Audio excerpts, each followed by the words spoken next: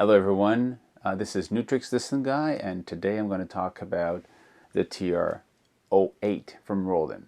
Really cool device, very recently put on the market, and I'm doing 3 videos. The first one about main review of what it is and how I like it, my first impression of how I like the TR-08.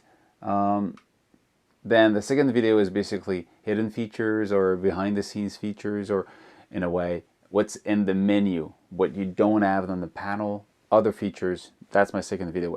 And the third one will be a side-by-side listening of the sound from the TR-08 and from the TR-8, because the TR-8 is also playing 808 sounds. And I'm just going to do some comparison between the two to say which one does what and how to approach the two. Okay, so let's jump into the TR-08 itself. Okay, you have bass drum, snare drum, low tom, mid tom, and high tom. Like, you've got low tom, mid tom, high tom, rim shot, and end clap, and you can only select one of the two. Well, it's true on the sequencer that is in there. You can only select which one you're going to hear because it's a switch. But if you use MIDI in and you send a controller messages, there's a different note number from low conga to low tom. So you can trigger these two at the same time. So using MIDI, you go out of the limit of the sound here because you've got sounds for them. And you even have 2 notes for the bass drum, 2 notes for the snare drum. So you can do rolls and stuff like that. So using the MIDI input, you have a little bit more control over how to use this. Now, like every boutique product from Roland, there's a menu somewhere. In this case, it's this little button here, menu.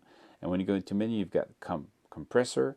If you press on tap, you get into the compressor window or function, and you see these lights here at the bottom. They are lit up to say which one can be used. If you press on 2 here, it shows you that they're looking at the sounds, like accent being 1, 2, 3, and then the 12 sounds that you have here. So 2 is the bass drum. When you press on it, you hear it, and you see on the screen it's written BD for bass drum. Now it means that now if I press here, if I change value, I'm adding a compressor on bass drum. I'm going to play. No compressor. Full compressor. And I can also have it from the snare.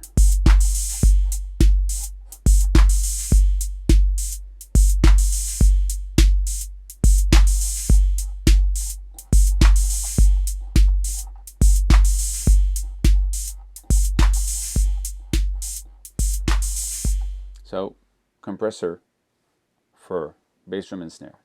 We press on tap, go back into the menu, or if you leave it, you just press menu again. And if you move between the choices, it's with the value. So now the next one is gain.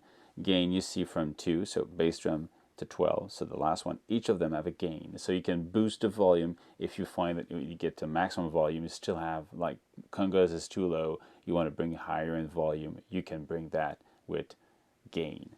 Next one is tuning. Now, some of them have tuning on top. You see tuning, tuning, tuning, and tone, which is basically tuning. Here, tone is more like attack for the bass drum.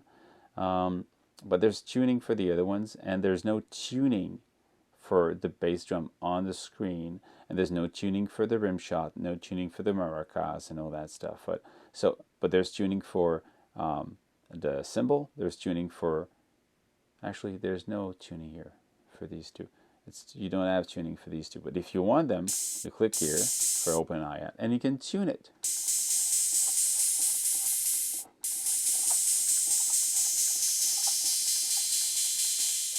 So you've got a control over the tuning for each one that you have a red light here. So bass drum you can tune, rim shot, clap. So everything that you see that you have here, meaning you can tune them. Even if you don't have a knob that says tuning, it's in the menu, tuning, okay? Leave that. Next one is decay. Again, decay, decay, and decay, you have it here. Everything else, you don't see it on screen. If you don't see it, you have it in the menu. So you want a decay of the snare, you can change the decay on the snare. You want a longer conga, you can. Longer congas, you can. Longer clap, you can. Okay, that's it. Menu decay for those who don't have a decay on the panel. Next one, panning. All of them have panning. Just click on it and pan away left or right the way you want. I usually use it for hi-hats and congas or toms. That's where I'm going to pan my stuff. Now you get, the next one is BD for bass drum. Now bass drum is a special one. Bass drum is to be able to change the type of bass drum. Now you have that feature in the TR-08, and what they mean is that if you saw how people modify the TR-808, the original one, there's a modified version where people would have a longer decay on the kick. So have a really kind of really long decay on it. Now, by default, it's not that long. So right now, if I press tab, I'm into long decay or normal. Let's say I play normal. And I put maximum decay. That's normal. If I go long decay, you hear it. This really long, massive kick. I go back to normal.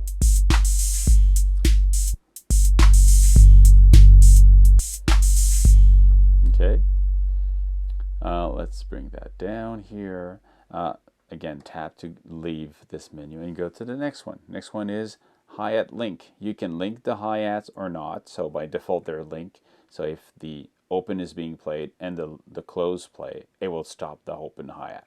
Normal stuff. You can unlink them if you want. Channel for the MIDI channel, by default, is on channel 10. Basic stuff. Sync, you can either stay in default, would mean that it's going to sync to anything that comes in, or go into the mode internal. So then if it receives syncs, it's just going to ignore it and it will play by its own speed. Auto off is how many minutes it takes before it turns off. It is actually useful if you have battery powered and you forget to stop it, or it's actually stopped and you forget to turn it off after how many minutes you want it to turn off by itself. So that's it.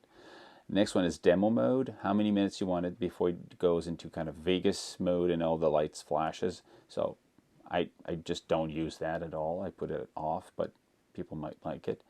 Programming is a different type of programming. You want it to react like the original programming for the TR-808 or a more of a step programming. So there's two ways you can. This one is for loudness unit for the compressor. You can go in and say it's normal or it's SPL. So my guess is that SPL is more like a peak meter and normal is more like a VU meter to trigger the sensitivity of the compressor. So it will react in a different way. So play with them, see which one you like more. USB is you select if they go out of the USB out or not, and you can just say like some of them do and not all of them. And if you go out, again, same logic. Well, it's actually different. You press out, you kind of send it on one side, and if you turn all of them off, they become stereo. But if you press on one, just go on left, the one is on right, and you can have them in parallel instead of being stereo. That's kind of odd way of working. But you don't have out USB 1, 2, 3, and 4. You've got USB. And that's it. So that's it. That's the menu features and little things that people usually forget are living in these gems somewhere.